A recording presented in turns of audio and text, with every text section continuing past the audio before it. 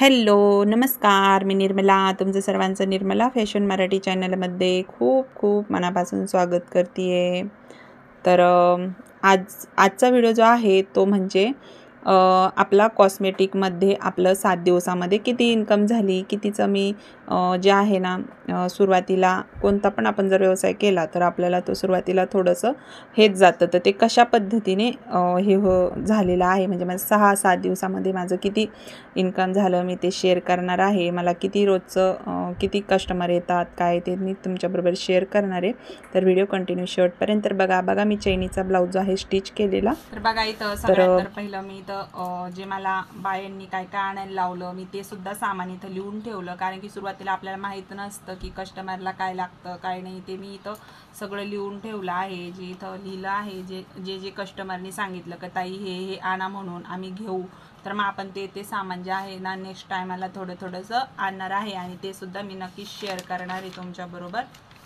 तर इथं जे आहे ना माझं किती महिन्याचं सेल झालं, तर मी ना जे सामान होतं ते किती तारखेला आणलं होतं तुम्हाला सांगते. 25 तारखेला आणलं होतं आणि 25 तारखेनंतर माझं किती सेल झालं जुलै महिन्यामध्ये. तर बघा आपले किती दिवस भरले त्याच्यामध्ये. फक्त 25 तारखेचा तर तो दिवस गेलाच पूर्ण, जसं काय फक्त त्या तारखेला आणला. आपण दुसऱ्या दिवशीपासून सेल केलं होतं. तर माझं पहिल्याच दिवशी जे आहे ना 26 तारखेलाच 110 रुपयाचं जे सामान होतं ते गेलं होतं आणि त्याच्यानंतर दुसऱ्या दिवशी तर फक्त 40 रुपयाचं गेलं. म्हणजे मी असं महिन्याला माझं 8 दिवसाला किती सेल झालं मी ते लिहून ठेवणार आहे.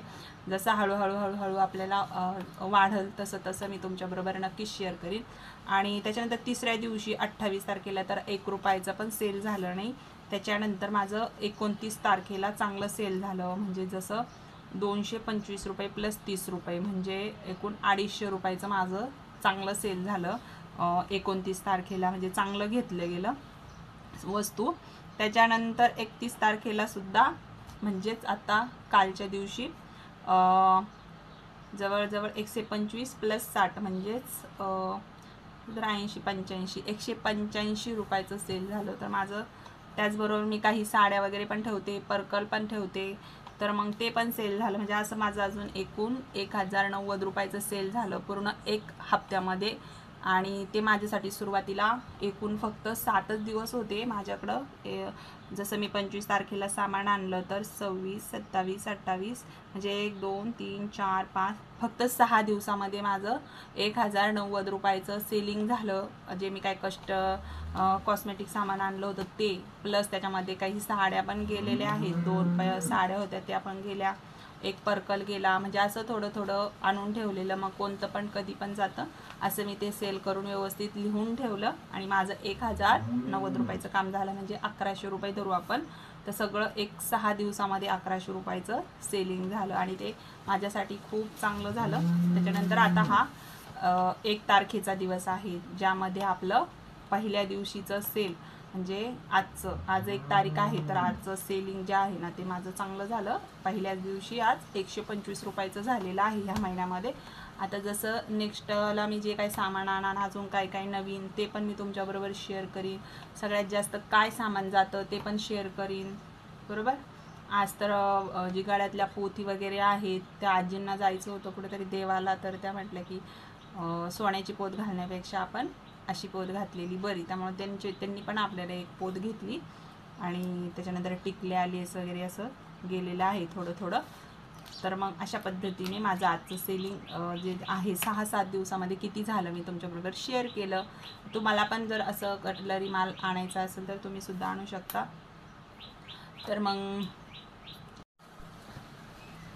तर बघा मी ते तुम्हाला कॉस्मेटिक सामानचं सांगितलं. त्याच्यानंतर हे ब्लाऊजचं पण सांगते मी.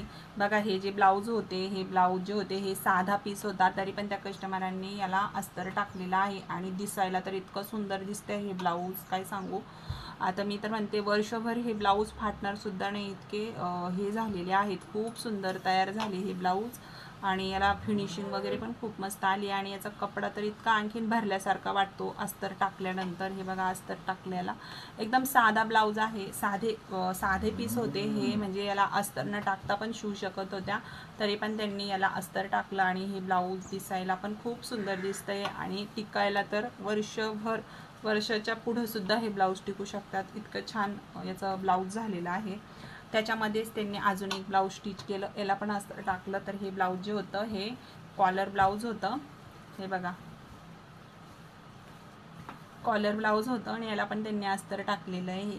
आता ते अस्तर कॉलर ब्लाऊज जे आहेत त्यांना अस्तर टाकले तर ते सुद्धा भरपूर दिवस टिकतात. त्याच्यामुळं या पद्धतीने बघा कॉलर ब्लाऊज जो आहे तो स्टिच केलेला, हे बघा. तर छान असा कॉलरचा पण ब्लाऊज तयार झाला आणि याला सुद्धा त्यांनी अस्तर टाकलेलं आहे. संपूर्ण बार इतकी बाही होती, 22 इंचाची बाही आहे. तर आपण याला एक वेगळं अस्तर लागून जातं पूर्ण, जे आपण आणतो 75 सेंटीमीटरचं ते पूर्ण त्यांना बाहीसाठीच लागून जातं, कारण की बाही पूर्ण 22 इंचाची असते. तर या पद्धतीने आपलं हे ब्लाऊज आहेत ते तयार आहेत. तर अशा पद्धतीने ह्या कस्टमरचे एकूण 3 ब्लाऊज आहेत.